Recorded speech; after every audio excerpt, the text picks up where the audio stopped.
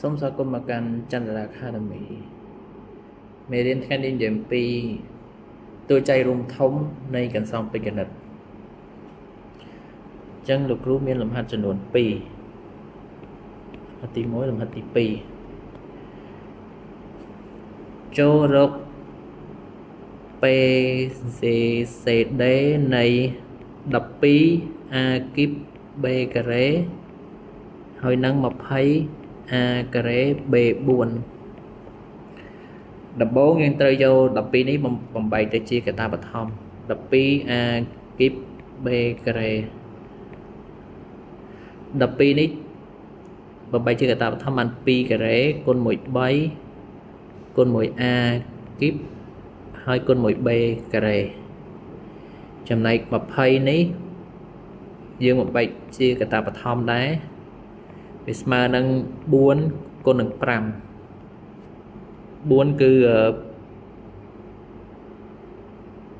2ស្វ័យគុណ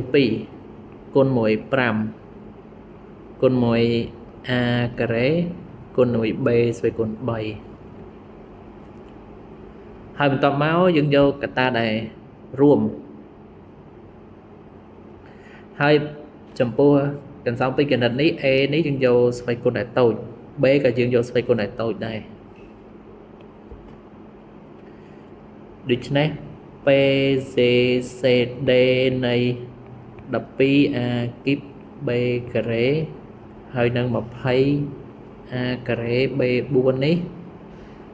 វាស្មើនឹង2ស្វ័យគុណ2គុណ1 A ស្វ័យគុណតូច B នេះក៏ស្វ័យគុណតូចដែរស្មើនឹង4 A ការ៉េ B ការ៉េលោកគ្រូមានឧទាហរណ៍ទី2ឧទាហរណ៍ទី2រក PCD នៃ18 A ការ៉េ B ការ៉េ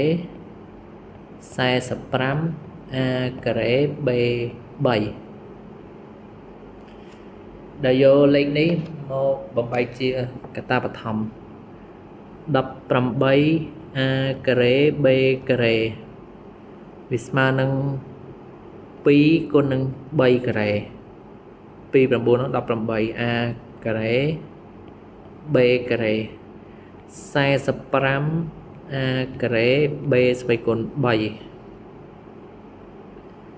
45ស្មើ9 5ដង9 5ដងគឺ3ការ៉េគុណនឹង5គុណនឹង A ការ៉េគុណនឹង B គីបកតាដែលរួមមាន3ស្វ័យគុណ2 A ការ៉េនេះក៏រួមដែរប៉ុន្តែ B យកស្វ័យគុណតូច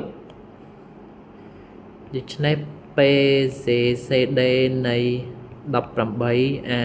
ការ៉េ B ការ៉េជាមួយនឹង45 A ការ៉េ B គីបយើងបាន3ការ៉េគុណនឹង A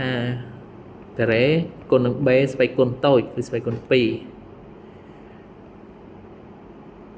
យើងបាន3ការ៉េ9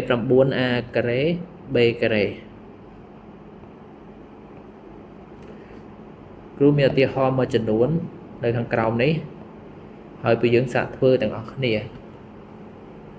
ជួបគ្នានៅវីដេអូបន្ទាប់